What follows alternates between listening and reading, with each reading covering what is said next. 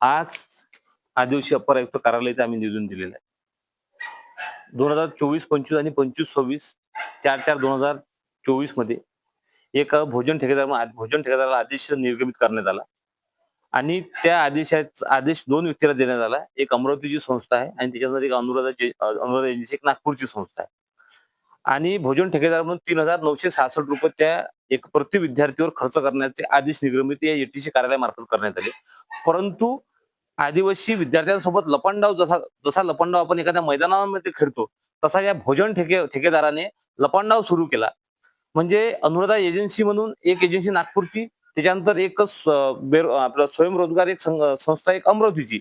या 2 संस्थेने एक सब ठेकेदार निवड केली सब ठेकेदाराची, ते 3,000 आणि त्या सब ठेकेदारानं खाली जे वसतिगृह आहे त्याच्यामध्ये वरुड असेल, मोर्शी असेल, चिखलदरा असेल, अचलपूर असेल, धारणी असेल, या 5 ठिकाणी 12 वसतिगृह आहे.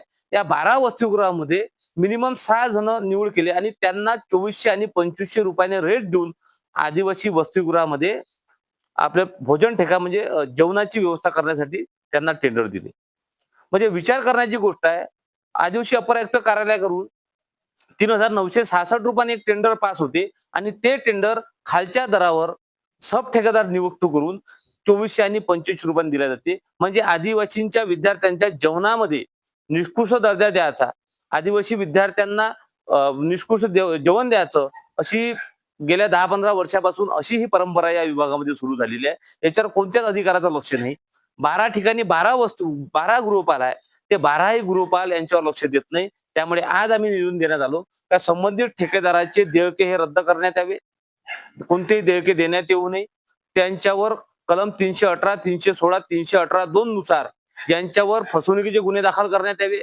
तसेच माननीय जे गृहपाल आहे, 12 गृहपाल आहे, ज्यांच्या डोळ्यासमोर ह्या ज्या घटना घडत आहे, या घटनेचं ते स्वतः वास्तव आहे, त्यांच्यासमोर घडत आहे.